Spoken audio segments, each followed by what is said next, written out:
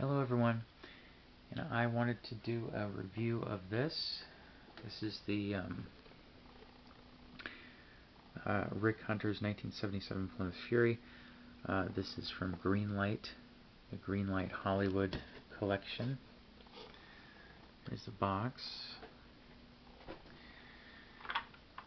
Here is the car. Now it's in 1/24th scale. Pretty sure. It looks like it's 1/24th. Oh, sorry. So yeah. Now this isn't the car that he usually used.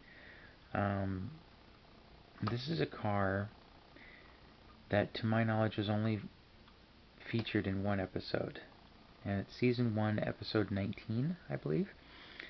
If you go to the Last Flapper Girls clip show, which is my other YouTube channel for clips, you can see a clip of this car in action in the show. But it was only used really in one episode, and so for them to make a model of it is interesting. They made a model of Hunter's ubiquitous green, dark green Dodge Monaco. But I was shocked that they made a model of this. In part because the reason I have that clip is because although I'm not a big fan of the show, I do love that specific car in that specific episode, in part because of how it is portrayed, how a lot of his cars are portrayed, but also just because it's, it's kind of beat up. You can see that here the front, I believe they call this the front fascia, is a different color. It's a different tone of blue. This car is overall kind of green, and the front clip there is blue, and then you have the fender here is black and primer gray, and on the side you have a couple of this door on this side has a tendency to flop open, which, funny enough, that was actually a part of one of Hunter's cars in the pilot episode. But it's a little beat up, but it's largely intact. But I just love that particular car in that particular episode, and so to find a model of it die-cast sitting on the shelf was shocking to me. I found this at Target, and so to have found this specific car that I liked so much in that episode was it was kind of one of those deals where I just had to buy it, and luckily I had the money to do so. Now this one's interesting. Actually, I had thought at one point, because I knew they had made a replica of Hunter's Monaco, and this is a Plymouth Fury. I'll get into the differences of those two in a minute, but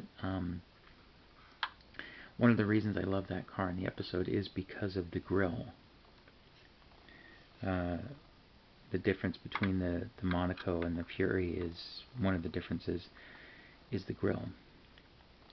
And I love the unbroken kind of gigantic flat 70s grille on the gigantic flat 70s hood.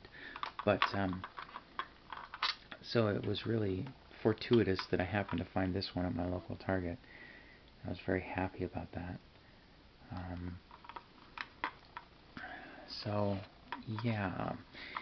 Okay, so let's go into the differences between the two models of car.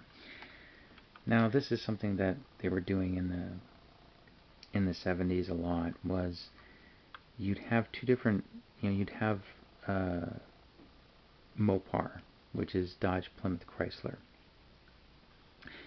and they would make a type of car. They had the Chrysler version, the Imperial or whatever, and then they'd have the Dodge, and then the Plymouth. Well, they just started basically using the same platform, same fenders and rear end and doors, and everything's the same. They just change a couple of minor things. One of those minor things is on this one, the grille, and you can see, hopefully I can get it in focus, it says Plymouth. There's Plymouth there on the top. And the grille actually is three-dimensional, which is nice. Unfortunately, the turn signal indicators are not three-dimensional. They are literally just painted on. They should be insets, and they should be clear lenses. And you've got the slotted steel rims, steelies as they call them, and the dog dish hubcaps. I actually owned a 1978 Plymouth Fury. This is a 77. And so mine looked exactly like this, except mine was white. It was an ex-Washington State Patrol car. First police car I ever owned. It wasn't really mine. My dad had bought it for me when I was a teenager. And the thing barely ran. But it had these slotted steelies on it. So to see that, I was like, ooh, that's cool. But the other difference, hopefully we can get this in. It also says Plymouth on the back, but the taillights are different. The taillight lenses, those are the only major differences between the Monaco and the Fury. And interestingly, on this replica, they actually have the Plymouth Fury logo on the taillight. So that's a really nice detail. And you got your California license plate, which is cool. And my car had this as well. You have this little strip here in the back. And it's just painted black here, but it was actually a strip of rubber. And it was just down there on the bottom of the bumper. I'm like, well, if it has the little bumperettes, then why does it have the little strip on the bottom? I never understood why that was there, but so it was. And so it is. Here's the undercarriage. You know, it's a single exhaust.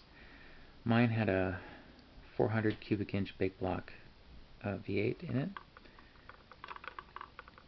And it had a single exhaust. Now, as you can see, the door does open, and this is great. This is a lovely attention to detail. So a lot of these cars, they make them in 1/24th scale. They don't include the rim around the door like they should, but on this one, they did. There's your two doors open.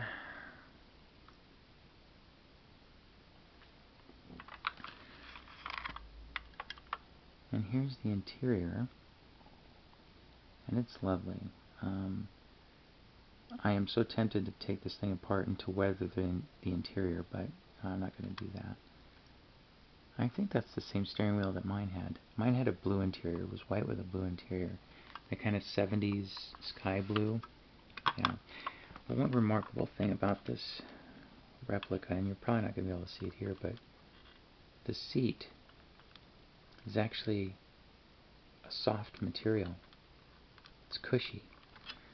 I was like, no way. That's such a crazy,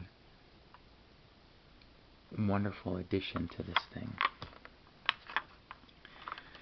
So one of the comedic moments in the sequence is when McCall is using the radio, the wire going from the handpiece to the radio comes loose. It comes out of the radio because all their The joke is that all of Hunter's vehicles are garbage.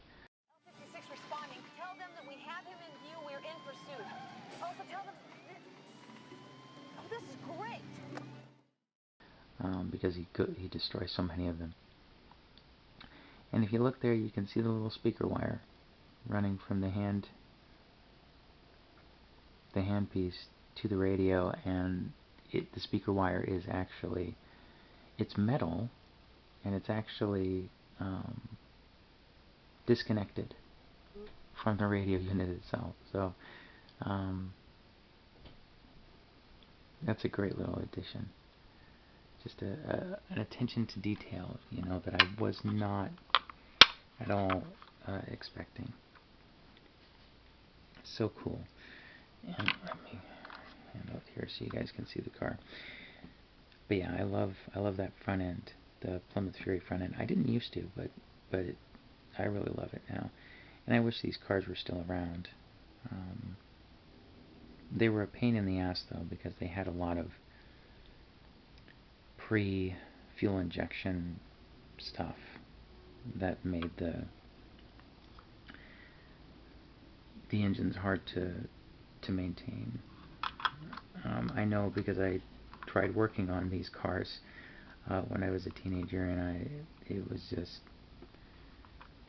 I could work on my 69 Charger, but I couldn't work on my 78 Fury, unfortunately, because I did really want to drive her, and I liked her a lot.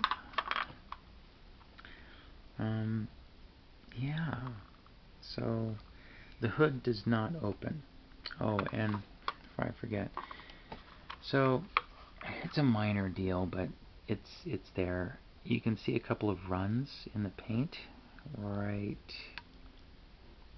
here. Those are runs in the paint. So yeah, a little bit of a quality control issue, but you know, I mean, it's Rick Hunter's car, so I wouldn't be surprised if, you know, I mean, obviously this car was in an accident, if not several accidents, and they, you know, the front end was replaced at some point and whatnot. So yeah, it goes along with the car as far as I'm concerned. Yeah, if you're into the show, I think this is a great one to have, just because it's the Plymouth version, first of all, and if you're interested in Plymouths, in this particular type of Plymouth Fury, and Fury's just a great name for a car. If you're interested in that, you know, you can always take this thing apart. It's really easy to take apart. They've got screws on the bottom, so you just take it apart and you can repaint it.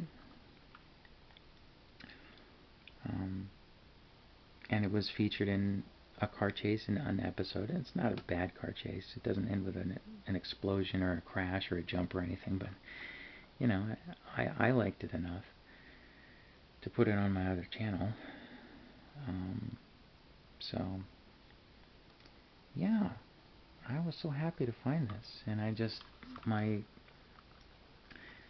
new landlord was saying how she wanted to buy something once, and she thought, oh, I'll come back and get it another day, and when she went back it wasn't there, and so I was like, you know what, I'm going to learn from that, and I'm going to buy this thing while I have it in my hands, and I am so glad that I did. It's just a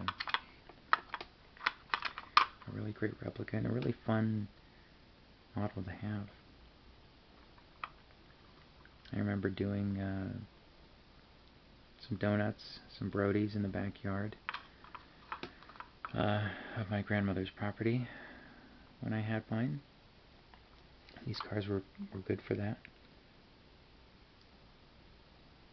As you might know if you watched any of the action shows from the 80s.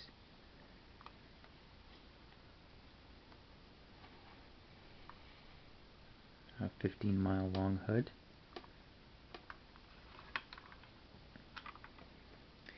Yeah, so that's my review of Rick Hunter's 1977 Plymouth Fury police package. Thanks for watching, everybody.